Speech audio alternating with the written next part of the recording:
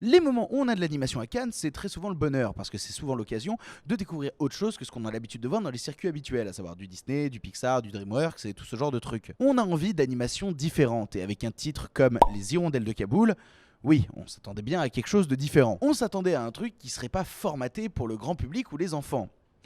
Et effectivement, pourtant c'est un film qui mérite d'être vu par le grand public et par des enfants. Générique ? Générique.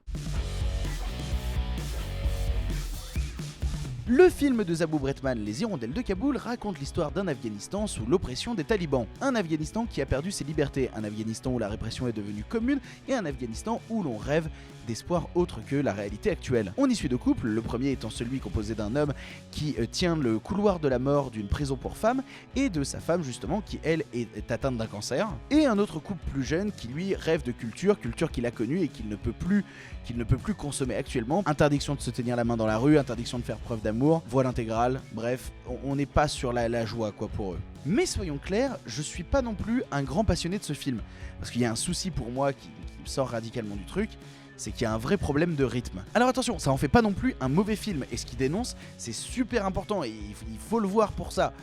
Mais il n'empêche que le problème de rythme nous empêche de rentrer pleinement dedans. Surtout quand le film dure 1h20. Arriver à trouver le temps long sur 1h20, c'est quand même compliqué. Par contre, et ça faut le préciser, le film est tout bonnement magnifique. Rien que pour son animation qui est absolument formidable, vous devez voir le film. Tous les décors sont pastels, sont peints, c'est des décors sans bordure où on a l'impression que le cadre n'a jamais vraiment de limite. Et justement, ce cadre sans limite, il a un sens parce que en floutant les bordures et en ayant pas, on se dit que le monde est sans limite, qu'il y aurait possibilité de faire 1 milliard d'autres choses que la censure intellectuelle et la censure de vie que subissent tous les personnages. Le contraste s'y fait encore plus fort en fait grâce aux procédés techniques utilisés. Et avec ça, des idées de mise en scène se multiplient. On a des scènes qui sont ralenties, parfois à 1 FPS pour réussir à créer des ralentis qui sont choquants, qui sont marquants. On a des incursions faites au crayon à papier, on a des fondus qui dévoilent le temps d'avant pour le mettre en parallèle du temps présent, ou même parfois des top shots qui transforment l'action vue par le haut en quelque chose de totalement différent, qui prend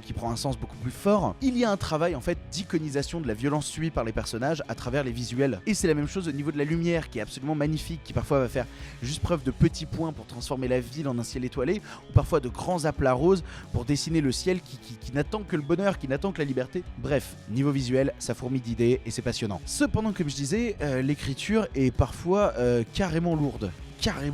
On a de l'exposition qui est forcée, qui est rabâchée, on a des personnages dont on répète le prénom 5 fois dans des dialogues qui sonnent absolument pas naturels. C'est surécrit en fait, c'est ça le problème, c'est que c'est surécrit et du coup ça sort un peu du film. Et tout ça accompagné d'un casting qui n'est pas forcément toujours à l'aise avec le travail de création de voix. C'est pas du doublage, c'est de la création de voix, ils ont calqué l'animation sur les voix préenregistrées et juste travaillé par la voix sans le corps.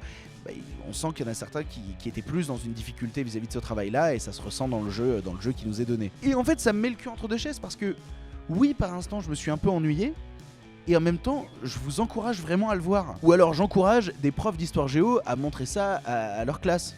Je pense que ça pourrait faire du bien en termes de mentalité à plein de gens. Parce que certains éléments trop méconnus historiquement présents dans le film méritent d'être découverts et par le prisme de l'animation, toucher un plus grand public, ce sera beaucoup plus simple. Cinématographiquement parlant, c'est formidablement bien réalisé, mais un peu trop pauvre en termes de technique de narration et de rythme. Mais ça n'en fait pourtant pas un film moins important.